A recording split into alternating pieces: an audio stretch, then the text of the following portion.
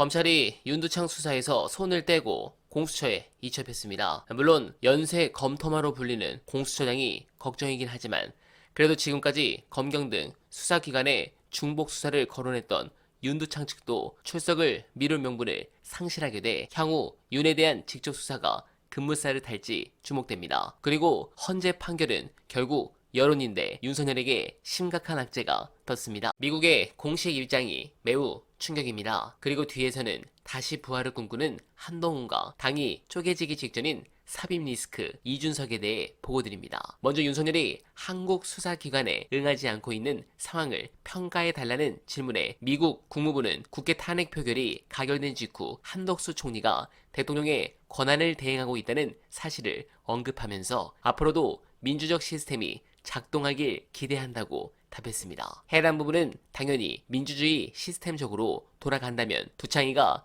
제대로 수사받고 콩밥을 먹어야 하기 때문에 우회적으로 직격한 것이라 볼 수 있습니다. 물론 최근 유엔의 반응도 그렇고 두창이는 끝났습니다. 그런데도 두창이는 너무 구질구질합니다. 경찰과 공수처의 수사협의체인 공조수사본부는 대통령 광저 등으로 18일 공수처 청사로 나오라는 출석 요구서를 보냈지만 수치 거부로 반송됐습니다. 공조본이 등기 우편으로 한남동 관저에 출석 요구서를 보내 어제 오전 9시 52분 집배원을 통해 도착했으나 경호처의 수치 거부로 5분 만에 우편물을 들고 자리를 떴습니다. 참으로 구질구질합니다. 가끔 일부 사기범들의 경우 수치 거부 등을 통해 나는 통보받은 바 없다는 식으로 주장하곤 하는데 법원이 이를 잘 받아들이지 않습니다. 그런데 현재 대통령이란 자가 이런 짓을 하는군요. 무모함과 비겁함을 동시에 갖춘 특이한 자입니다. 그런데 이런 부분을 언론들은 제대로 보도를 하고 있습니까? 문재인 정부가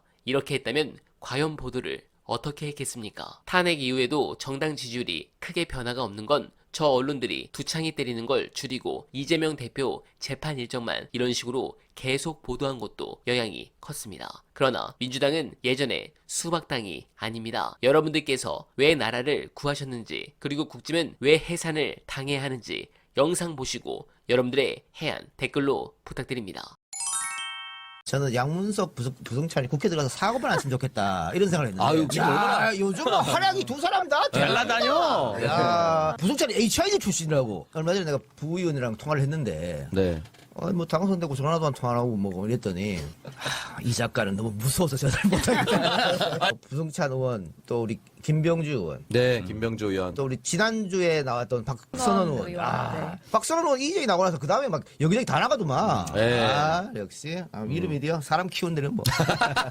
돌아보면 지난번 민주당 공천이 얼마나 잘된 공천인가를 우리는 알 수 있는 거예요. 네. 예? 국힘하고 언론에서는 이재명 사천이니 어쩌니 하지만 만일 그 분탕 치던 사람들이 그대로 공천 받았어 봐요. 이게 제대로 돌아갔겠습니까? 근데 싹 사라지고 새로운 인물, 새로운 사람들 이런 사람 들어오니까 바뀌잖아. 너무 잘했다. 지난번 공천. 추경호의 행동이 이상하잖아요. 아유, 네. 추경호 얘기하니까 또 화딱지나. 이상한데 우리가 의심하는 대로 대통령의 오다를 받고 네. 방해를 했다고 하면 그 원내대표가 그러면 정당 해산 요건이 됩니다. 그렇죠. 왜냐하면 우리는 통진당 사태를 봤어요. 통진당에서 장난감 폭탄을 뭐 어쩌고 그 말도 안 되는 허무맹랑한 걸 가지고 통진당 아웃시켰거든요. 거기에 이석기가 거기에 있었기 때문에 아웃시켰단 말이야. 통진당 해산한 거 아니고 의원들 배지까지 다 떼버렸어요. 네. 그러면은 같은 논리면 국민의힘도 해산이다. 그래서 해산하면 이 비례는 전부 다 집에 가야 돼. 지역구는 다 무소속으로 가는 거예요. 네. 그래갖고 이 내란의 힘 의원들을 전부 다 박살을 시켜버려야 된다. 그렇게 하면 됩니다. 왜 못합니까? 그때는 내란 음모로 이제 정당을 해산시켰는데 지금 내란이잖아요. 네, 공감합니다. 결국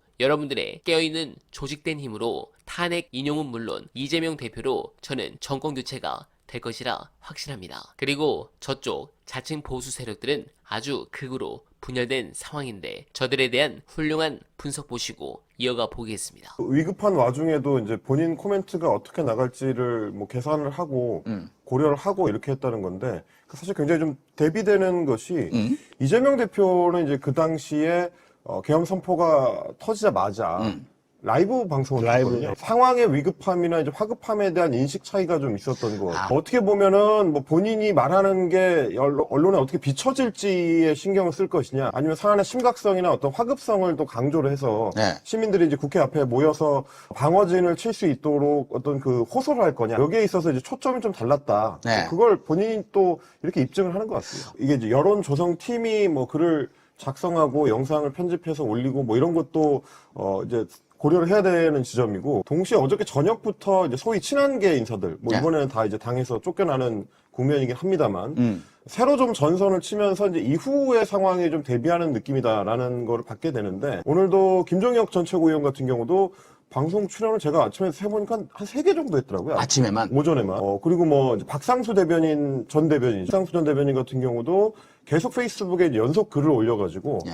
우리 이제 소위 이 한동훈 대표나 친한계 인사들이 이 계엄 사태에 대해서 얼마나 강경한 입장을 갖고 있는지, 그걸 이제 강조하고 있는지를 굉장히 여러 차례 이제 보여주더라고요. 네. 그러니까 지금 국민의힘은 오히려 이제 계엄 상황이라든지 이 내란 사태에 대해서 정확하게 지칭도 못하고 있는 이제 곤궁한 상황이니까 자기들은 그런 사람들이 아니다. 우리는 이제 건강한 보수 세력이다. 이걸 미리 좀 선점하려고 하는 것 같은 뭐 그런 움직임이 있는 것 같습니다. 뭐 언젠가는 대선 나간다고 생각하면 복귀를 생각하겠죠. 근데 지금 뭐 아까 정변도 말씀하셨지만 게시판 사건 같은 거를 국민의힘 친윤계가 그냥 두지 않을 거예요. 아마 윤리위 조치나 이런 걸 통해서 쫓아내는 거를 생각을 하고 있을 거고, 복귀 자체가 어렵지 않을까 싶긴 합니다. 이준석 의원 같은 경우는 표변하는 이제 아이콘이거든요. 지금도 사실은 이전에 자기가 했었던 발언들이 불과 한 2, 3일 전에 텀을 두고 이제 쌓여 있는데, 갑자기 한동훈이 쫓겨나니까 나를 보는 것 같다. 우리가 통하는 게 좀 있을 것 같다. 또 나중에 어떤 좋은 날에는 또 만날 수 있지 않겠냐. 그러면 며칠 전까지는 왜 그렇게 가혹하게 비판을 하고 다시는 안 볼 사이인 것처럼 비판을 했느냐. 그러면 이 사람 항상 이런 식인 거거든요. 바로 앞에 이제 하루 이틀의 이야기에만 이제 편승해가지고